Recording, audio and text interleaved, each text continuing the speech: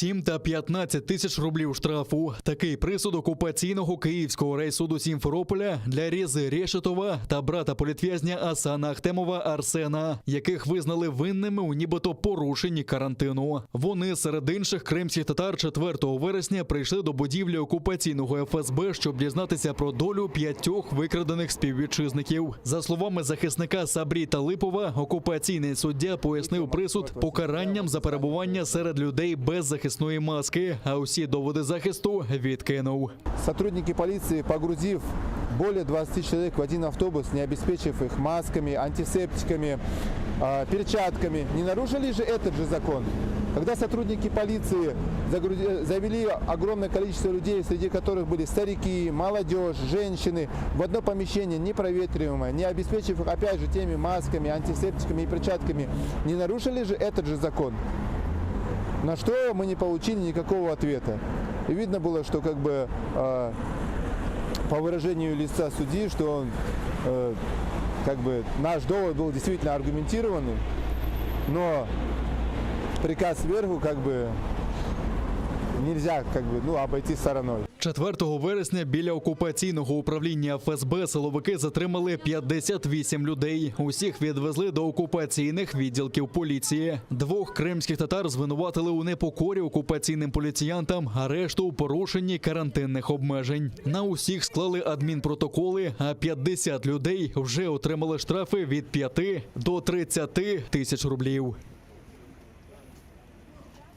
У стенограмі прослуховування більше сотні невідповідностей. Про це заявив кримсько-татарський бранець Сейтумір Сейтуміров на судилищі в російському Ростові-на-Дону. Його та його брата Османа Сейтумірова, а також Аміта Сулейманова та Рустема Сейтмеметова окупанти звинувачують у нібито тероризмі та спробі захоплення влади в Росії. За словами адвоката, у стенограмі бранцям приписують слова, яких вони не казали. Це підтверджує і замовлена захистом експертиза. Також встановлено, що аркуш із текстом, знайдений під час облави в оселі Аміта Сулейманова, йому не належить. На листе бумаги, который неизвестным образом оказался в протоколе осмотра, обыска, точнее, у него дома. Со слов моего защитного, данный лист бумаги был принесен в дом со двора, либо за пределами двора кем-то из сотрудников, которые проводили обыск. И мы изначально отрицали, что этот листок бумаги принадлежит моему подзащитному, что он его писал или что он ему адресован. И, собственно, почерковедческая экспертиза как раз-таки подтвердила, что почерк не принадлежит моему подзащитному.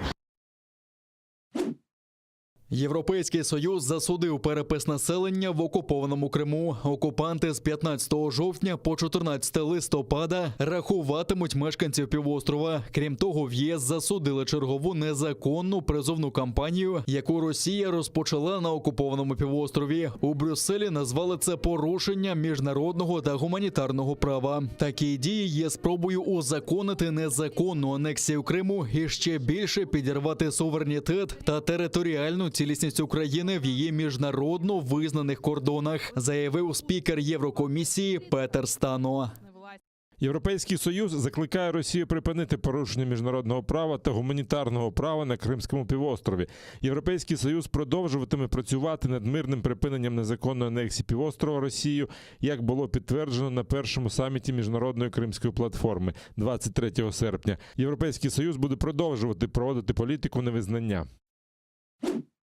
Окупанти застосували артилерію в лавах українського війська без втрат. У штабі Об'єднаних сил заявили, що інтенсивність бойових дій минулої доби дещо знизилася. Ворог обстріляв оборонців Катеринівки зі 120-х мінометів, а неподалік Новолуганського та Південного, що на Донеччині, окупанти застосували гранатомети різних систем, великокаліберні кулемети та іншу зброю.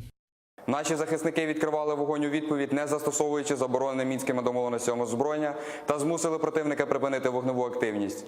Від початку доби 15 жовтня порушень режиму припинення вогню не зафіксовано. Підрозділи Об'єднаних сил тримають ситуацію під контролем та продовжують виконувати завдання з відсічі і стримування збройної агресії Російської Федерації. Обстрілював українські позиції, а тепер потрапив до рук СБУ. Співробітники Служби безпеки допитали затриманого напередодні російського найманця Андрія Косяка. Його схопили на ділянці, де планують відкрити нове КПВВ з окупованою територією. При собі бойовик мав пістолет, кілька магазинів з набоями, а також посвідчення Центру контролю за припиненням вогню та військовий квиток. Встановлено, що він уродженець Алчевська на Луганщині, має кримінальне минуле та підозрюється в умисному вбивстві. В окупаційних документах має позначку про російське громадянство та навіть запис про вакцинацію. За даними СБУ, він воював проти України у складі мінометного взводу батальйону окупантів «Брянка СССР». А в його телефоні знайшли кадри, де він хизується обстрілом українських позицій. Найманцю оголосили підозру в участі у незаконних збройних формуваннях. Я сдал пистолет ПМ с обоймой, который взял без ведома руководства, нарушив наши внутренние правила, так сказать, и приказ предварительный. Негайно звільнити Костянтина Ширінга та усіх незаконно затриманих українських громадян. Про це йдеться у заяві Міністерства закордонних справ України. Вирок Костянтину Ширінгу, якого окупанти засудили до 12 років колонії суворого режиму через закиди у шпигунстві, в МЗС називають політично вмотивованим. Також зазначили, що це є черговим прикладом нав'язування російського громадянства жителям окупованого Криму. Вимагаємо від Російської Федерації скасувати рішення суду і негайно звільнити громадянина України Костянтина Ширінга, а також усіх незаконно утримуваних нею українських громадян. Закликаємо міжнародне співтовариство засудити застосування Росією практики системних політичних репресій проти громадян України в тимчасово окупованому Криму, посилити політико-дипломатичний тиск на Російську Федерацію, а також продовжити активно протидіяти порушенням прав людини та міжнародного гуманітарного права на півострові, у тому числі в рамках Кримської платформи. ФСБівці затримали 61-річного українця Костянтина Ширінга у квітні минулого року разом з цивільною дружиною, російським військовослужбовцем з Феодосії. Окупанти звинуватили його у шпигунстві на користь України. В українській розвідці закиди про нібито затримання в окупованому Криму української розвідгрупи назвали провокацією. Сам Ширінг своєї провини не визнав. Адвокат Дмитро Діндзе заявив, що готує апеляційну скаргу на вирок. Ще 4 області з понеділка потраплять у червону зону в Україні. Це Запоріжжя, Одещина, Донеччина та Дніпропетровщина. З 18 жовтня через різке поширення COVID-19 там запроваджують нові обмежувальні заходи. Забороняється робота кінотеатрів, театрів, музеїв, торговельно-розважальних центрів, закладів громадського харчування, ринків, спортзалів та басейнів. Заклади освіти працюватимуть лише якщо 100% працівників мають зелений ковід-сертифікат. Обмеження не будуть застосовувати за умови наявності в усіх відвідувачів, працівників та організаторів ковід-сертифікатів. На Херсонщині ці обмеження діють від сьогодні. Для контролю за їх виконанням там працюють 12 протиковідних патрулів. За добу в Україні зафіксували 13,5 тисяч випадків коронавірусу. 202 людини померли. Новий пік захворюваності в Криму та Севастополі. Окупаційна влада звітує про 834 нові випадки ковіду. Ще 19 людей, за їх сумнівними підрахунками, не змогли побороти хворобу і пішли з життя. У шпиталях окупованого півострова залишилося трохи більше 10-ї частини вільних ліжок, заявила окупаційна віце-прем'єр Олена Романовська. Водночас окупанти закликають людей до вакцинації спутником ВІ. Місцеві жителі фільмують автівки з гучномовцями. Уважаемые кирчане, в мире бушует опасная коронавирусная инфекция. На данный момент прививка от COVID-19 – это самый эффективный метод профилактики. Стрілянина в ліванській столиці залишила після себе багато людських жертв. Хаос, кулі в стінах і пошкоджені крамниці та автомобілі. Ці події нагадали нам громадянську війну 1975 року. Мені було 10-11 років. Тепер усі ті картинки, які залишилися в пам'яті, воскресли.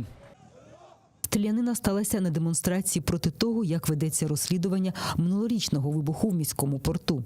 Акцію організували шиїтські рухи Хезбола і Амаль. Як повідомив міністр внутрішніх справ Лівану, по людях стріляли невідомі снайпери, цілячись в голови. Загинуло щонайменше 6 людей. Більше 30 були поранені. Деякі перебувають в лікарнях у критичному стані.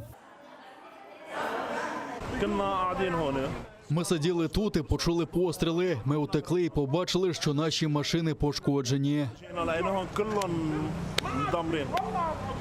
Це ніж у серце, ми не знаємо, куди йти. Мені 56 років, я все побудував, а вони зруйнували. З нас досить.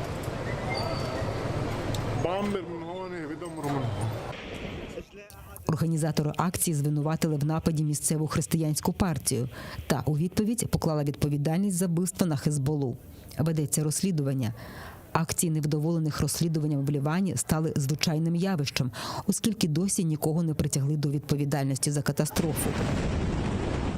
В результаті пожежі в порту минулого року вибухнуло 2750 тонн нітрату амонію. Вибух був такий потужний, що зруйнував більшість будівель в епіцентрі. Загинуло 219 людей. У Норвегії з'ясували особу людини, яка скоїла масову розправу з луком та стрілами. Він убив 5 людей у місті Конгсберг. Через релігійні погляди нападника поліція припускає, що це був терористичний акт.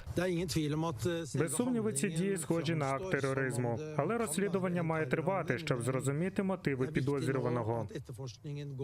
Як з'ясувала поліція, напад скоїв громадянин Данії, що прийняв іслам. Це 37-річний Еспен Андерсен Бротен, який живе у цьому ж місті. Він ішов вулицями і стріляв у перехожих. Він також заходив до всіляких крамниць, закладів та навіть квартир. 25-річний студент Мохаммад Шабан сам ледь не став жертвою. Того вечора вони з друзями сиділи на кухні і навчалися. Бротен вдерся до їх оселі через вікно.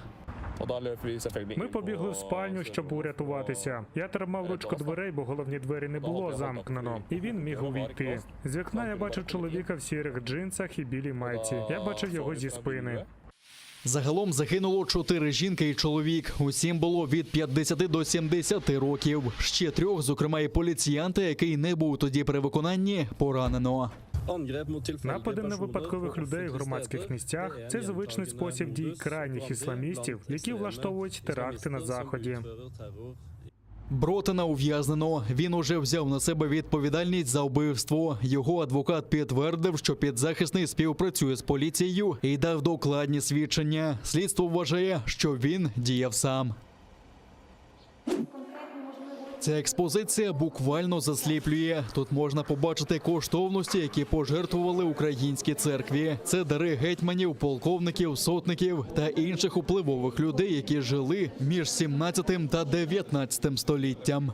Україна в центрі Європи. Вона на перехрестях шляхів між Заходом і Сходом, північчю та півднем. Тривалий час була загроза від інших держав. Тому в козацькі часи зберегти віру, зберегти церкву, зберегти мову – це було синонімом збереження української держави.